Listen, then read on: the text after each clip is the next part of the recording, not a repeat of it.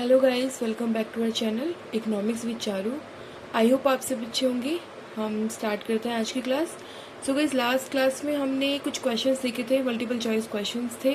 ठीक है, कौन सा टॉपिक था हमारा? टॉपिक था हमारा ऑर्डिनल यूटिलिटी और इंडिफरेंस कर्व। ठीक है, ये दो टॉपिक्स पे हम अपने एमसीक्यूज कर चुके हैं। आज हम देखेंगे ऑर्डिनल यूटिलिटी अप्रोच के थ्रू कंज्यूमर इक्विलिब्रियम। ठीक है, उससे रिलेटेड हम क्वेश्चंस यहाँ पे करेंगे।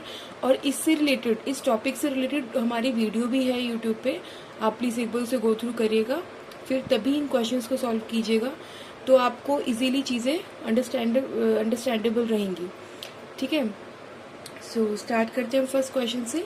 फर्स्ट क्वेश्चन है, consumer equilibrium refers to a situation where. ठीक है, कंज्यूमर इक्विलिब्रियम कौन सी सिचुएशन होती है? आप जानते हैं कौन सी सिचुएशन होती है। ऑप्शन नंबर 1 है कंज्यूमर स्पेंड नो इनकम।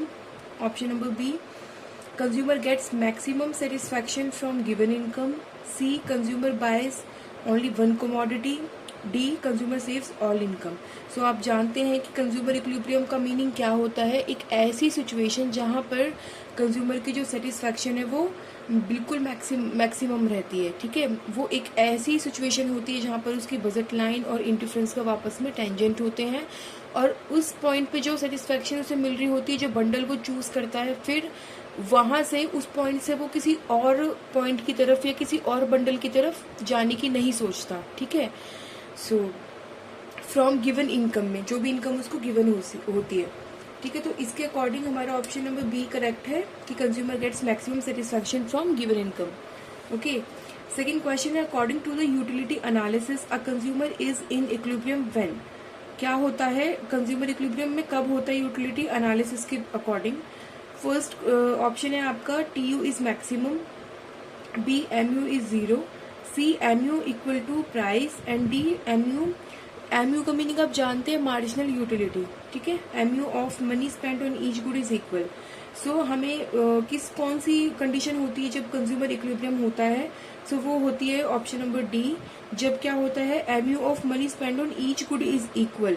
मतलब जो भी मनी आपने हर एक गुड को खरीदने में लगाई है, स्पेंड की है, उनसे मिलने वाली जो मार्जिनल यूटिलिटी है वो इक्वल होती है। ठीक है, ये वाला टॉपिक ना हम अभी इक्वी मार्जिनल करके एक और टॉपिक आएगा आपका कार्डिनल यूटिलिटी अप्रोच में। ठीक है, वो उसमें मैं आपको ये चीज़ क्लियर करवाऊंगी, क्योंकि एक तो होता है ना law of diminishing marginal utility, वो हम कर चुके हैं क्लियर। एक आएगा आपका लॉ ऑफ इक्वी मार्जिनल। ठीक है, वो हम कार्डिनल में पढ़ते हैं, वो मैं आपको बताऊंगी। उसमें हम यही पढ़ेंगे कि जो कंज्यूमर होता है वो अपनी मनी को इस तरीके से स्पेंड करता है गुड्स पे कि जो उनसे मिलने वाली यूटिलिटी है ना, मार्जिनल यूटिलिटी, वो सभी से इक्वल मतलब उसे मिलती है।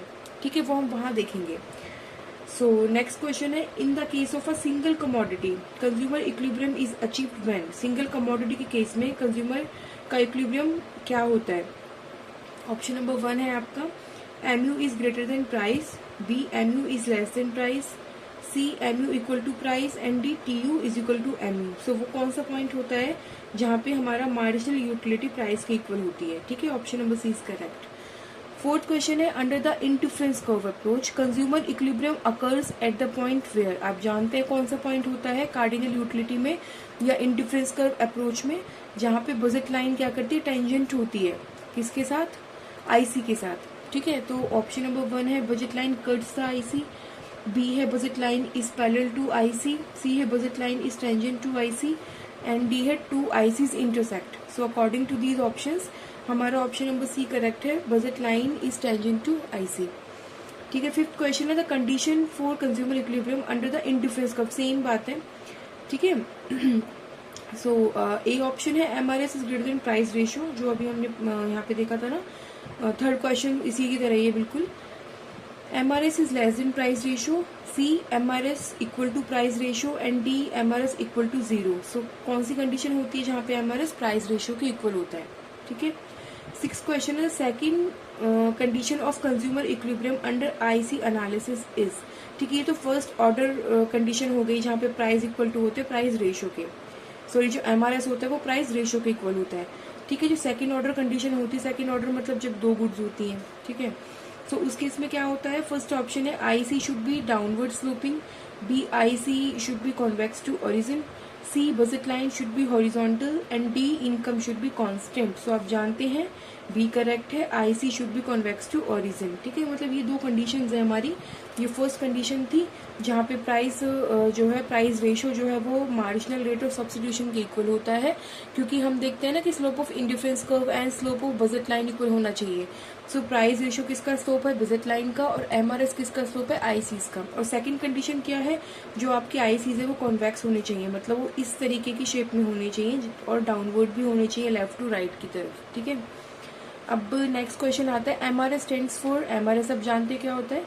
ए ऑप्शन है marginal rate of saving, B marginal rate of satisfaction, C marginal rate of substitution and D marginal revenue schedule. So आप जानते हैं कि ऑप्शन नंबर सी करेक्ट है, मार्जिनल रेट ऑफ सब्स्टिट्यूशन बोला जाता है एमआरएस को। ठीक है, 8 क्वेश्चन है at equilibrium under utility analysis क्या कंडीशन होगी। फर्स्ट आपका ऑप्शन है M U divided by P X equal to M U divide by P Y, and B है M U X divide by M U Y, and C है T U X divide बोल रही हूँ मैं, equal बोला जाएगा, sorry I am so sorry. हाँ, 8 question में at equilibrium under utility analysis A option है M U divided by P X equal to M U divided by P Y. Okay, B है M U X is equal to M U Y, C है T U X is equal to T U Y, D है P X equal to P Y. So आप जानते हैं ए option correct है, जहाँ पे M U divided by P X equal होना चाहिए, मतलब जो गुड एक्स से जो हमें यूटिलिटी मिल रही है डिवाइडेड बाय उसका price ratio and equal to, मतलब जब हम इसको रीअरेंज करते हैं ना तो हमारे पास यही सिचुएशन आ जाती है। हमने ये वीडियो में देखा भी था जब हमने उसको मैथमेटिकली रीअरेंज किया था। और M U divided by P Y, ठीक है, जो मार्जिनल यूटिलिटी हमें गुड एक्स से मिल रही है वो इक्वल होना चाहिए, मार्जिनल यूटिलिटी जो वाई से मिल रही है वो उसके इक्वल। ठीक है, और इनके रेशो इनके आपस में हो, जब हम इनको देखो, जैसे ये है हमारे पास M U X divided by P X, मैं आपको करके दिखा देती हूँ थोड़ा, M U Y divided by P Y. ठीक है, जब हम इनको रीअरेंज करेंगे ना तो हमारे पास क्या निकल के आएगा, देखिए प्राइस रेशो इक्वल होना चाहिए। जब हम इनको हम इसको ऐसे भी लिख सकते हैं, यहाँ पे आ जाएगा पी वाई एंड ये हो जाएगा M U Y P X. So हम इसको ना ऐसे भी लिख सकते हैं। ठीक है, और ये वही कंडीशन बन जाएगी हमारे पास जो ये वाली थी, M R S equal to price ratio. ठीक है, ये प्राइस रेशो हो गया और ये हमारे पास M U X divide by M U Y क्या होता है, एम आर एस होता है। ठीक है, सो वही चीज़ है, सिर्फ रीअरेंज करने वाली बात है, कंफ्यूज करने वाली बात है। ठीक है, 9 क्वेश्चन है a rational consumer aims to. Rational consumer कौन होते हैं, जो अपनी सूझबूझ के साथ क्या करते हैं, अपने बंडल्स को चूज करते हैं, और उनका क्या मोटिव होता है, उनका मोटिव होता है अपनी सेटिस्फेक्शन को मैक्सिमाइज करना। ठीक है, रैशनल वो होगा जो अपनी विद गिवन इनकम के साथ में और प्राइसेस को देख के भी, अकॉर्डिंग टू इन सारे स्लॉट्स को देख करके वो तब अपने बंडल को चूज करता है, और उसमें भी वो ये सोचता है कि इनसे मिलने वाली जो यूटिलिटी है वो मेरी हायर होनी चाहिए। ठीक है, सो ए है मिनिमाइज यूटिलिटी, बी है मैक्सिमाइज सेटिस्फैक्शन, सी है इंक्रीज प्राइस एंड डी है रिड्यूस इनकम। सो आप जानते हैं एक रैशनल कंज्यूमर कौन होगा, जो अपनी यूटिलिटी को, सेटिस्फैक्शन को मैक्सिमाइज करना चाहेगा। ठीक है, सो मैक्सिमाइज सेटिस्फैक्शन। 10 क्वेश्चन है which law from the basis of consumer equilibrium under utility analysis, कौन सा लॉ काम करता है। ठीक है, ए ऑप्शन है लॉ ऑफ डिमांड, बी है law of supply, and C है हमारा law of diminishing marginal utility, and D है लॉ ऑफ वेरिएबल प्रोपोर्शन। सो आप जानते हैं कि जो कंज्यूमर इक्विलिब्रियम होता है वो कौन से लॉ के अंदर आता है, law of diminishing marginal utility, that is C option. Okay, so next question है consumer equilibrium under IC approach is achieved at, कब अचीव किया जाता है।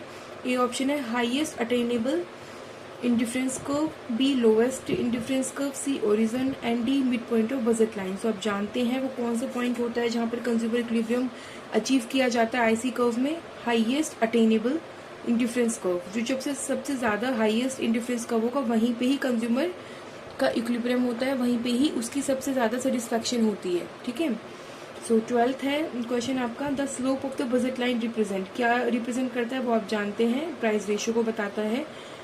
ऑप्शन नंबर ए है इनकम लेवल, बी है price ratio of two goods, and C है utility level, और D है टोटल एक्सपेंडिचर। सो आप जानते हैं price ratio of two goods, ठीक है। नेक्स्ट क्वेश्चन है if M U divide by P of T is greater than M U divide by P, Y होगा यहाँ पे।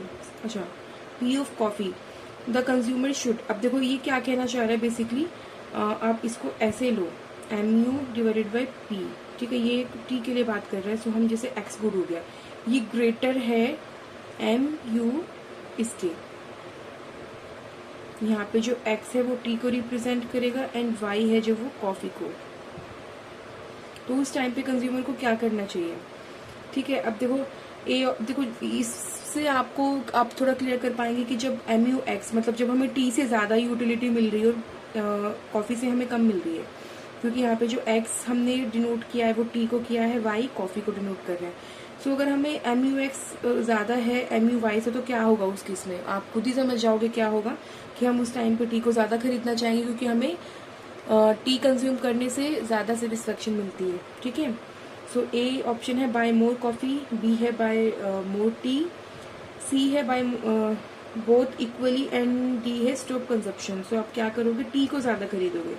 सो option number B is correct, क्योंकि बी से सॉरी जो X commodity है हमारी उससे मिलने वाली यूटिलिटी ज़्यादा है रदर देन वाई कमोडिटी से, ठीक है। 14 क्वेश्चन है in equilibrium the consumer has, क्या होता है इक्विलिब्रियम में, A no satisfaction, B maximum satisfaction given income and prices, C minimum expenditure, D unlimited wants. So आप जानते हैं क्या होता है, मैक्सिमम सेटिस्फैक्शन होता है with given income and prices. Last question है which of the following is not a condition of consumer equilibrium under IC analysis, जो नहीं है वो हमें देखना है। ए ऑप्शन है M R S X Y equal to P X divided by P Y, ये तो सबसे प्राइम कंडीशन है, ठीक है। B I C must be convex to the origin, ये सेकंड कंडीशन है। सी budget line should touch the ICs, ये भी थर्ड कंडीशन है कि ये भी होना चाहिए। डी है two I C should intersect, ये नहीं है, ये इसकी अजप्शंस में ये नहीं है, ठीक है, ऐसा नहीं होना चाहिए, दो आई सीज आपस में इंटरसेक्ट नहीं कर सकते, ठीक है, क्योंकि यहाँ पे नॉट पूछा है। सो गाइस क्लियर हुआ आपको ये क्वेश्चंस, इससे पहले जब आप टॉपिक देखोगे फिर इन क्वेश्चंस को सॉल्व करिएगा, तब आप इजीली सारे क्वेश्चंस कर पाओगे। एक भी क्वेश्चन ऐसा नहीं जाएगा जो आपको लगेगा कि हमारे आउट ऑफ द टॉपिक था, ठीक है। अब इससे नेक्स्ट वीडियो में मैं आपको कार्डिनल यूटिलिटी अप्रोच करवाऊंगी, उसके बाद फिर मैं उससे रिलेटेड ऐसे ही कुछ क्वेश्चंस कराऊंगी, ठीक है। और फिर उसके बाद हम अपना स्टार्ट करेंगे डिमांड टॉपिक, वो थोड़ा सा बड़ा टॉपिक है बट बहुत इंपॉर्टेंट है, वो इतना इजीली और इतना मतलब मस्त तरीके से मैं आपको पढ़ाऊंगी कि आप कभी भूलोगे भी नहीं उसको, ठीक है ना। सो थोड़ा थोड़ा सा ऐसे रोज़ रोज़ पढ़ते रहो, हमारे चैनल को सब्सक्राइब करिए, लाइक करिए और बने रहिए हमारे चैनल पे गाइस।